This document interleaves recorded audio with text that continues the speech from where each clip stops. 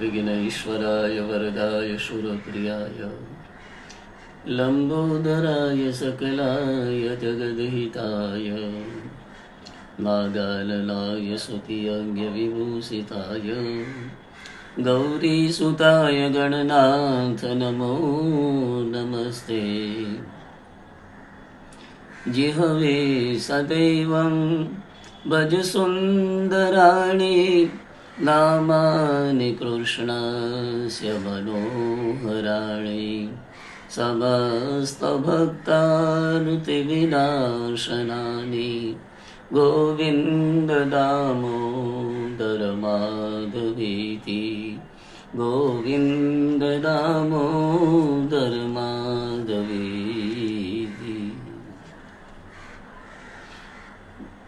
गुरुर्ब्रह्मा गुरुर्विष्णु गुरुर्देवो महेश्वर गुरुर्साक्षात् परब्रह्म तस्मै श्री गुरुवे नमः।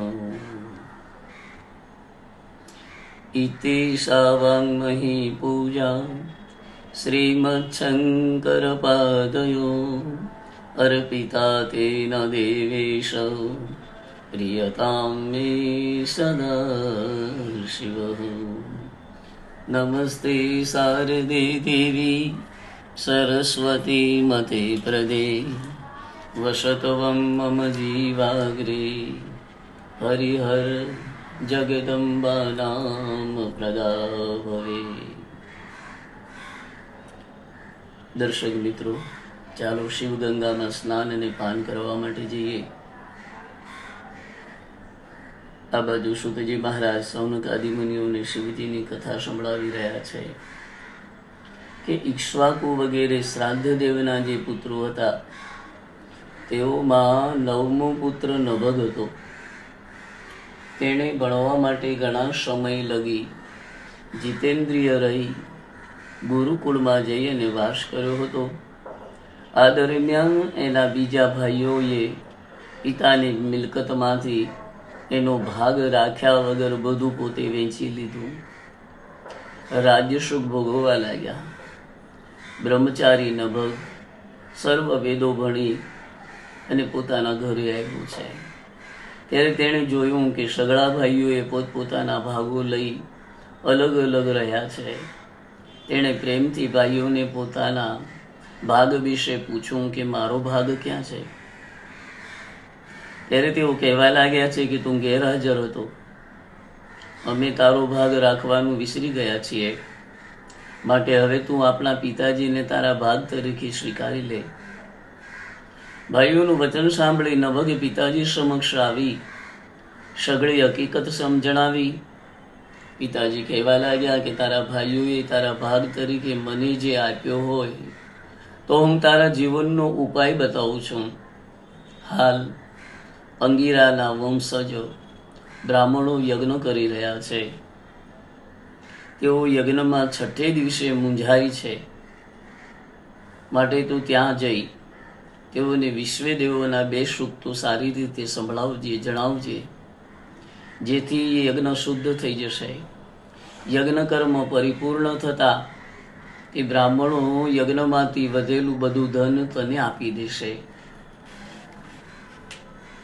આ પ્રમાણે પિતાજીની સૂચના મુજબ તેણે અમલ કર્યો।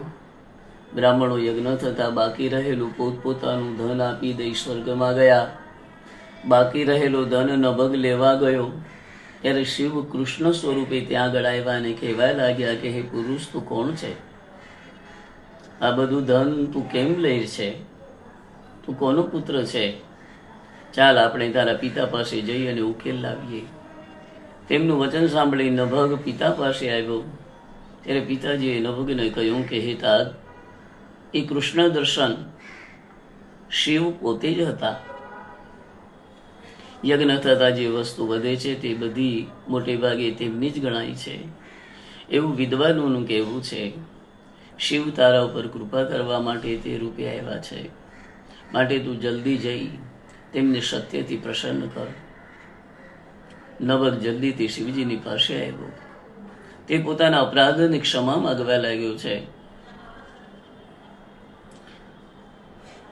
અપુદ્રષ્ટિમાં તેજ અનોખું, સારી સૃષ્ટિમાં શિવ રૂપ દેખું, મારા દિલમાં વસો હૈયે આવી હશો, શાંતિ સ્થાપો, દયા કરી દર્શન શિવાપો. તેણે શિવજીની સ્તુતિ કરી એટલે શિવજી પ્રગટ થયા. નભગને કહેવા લાગ્યા કે તારા પિતાની વાત સાચી છે, હું તને સનાતન બ્રહ્મ જ્ઞાન આપું છું. તો બ્રાહ્મણો સાથે આ બધી વસ્તુ લઈ લે, તો હવે આ લોકમાં નિર્વિકાર થઈ અને સર્વ સુખ ભોગવ, તું સદગતિ પામીશ. આમ કઈ રુદ્ર દૃશ્ય થયા છે. ઉમાપતિ મહાદેવ કી જય. આજે સૌને જય શ્રી કૃષ્ણ. કાલે વેલા આવજો, શિવ પુરાણની કથા સાંભળવા આવી તેની લાવજો. ઓમ નમો ભગવતે મહારુદ્રાય નમઃ. હે શિવજી મહારાજ, આપ સર્વનું કલ્યાણ કરો, સર્વનું રક્ષણ કરજો. ઉમાપતિ મહાદેવ કી જય.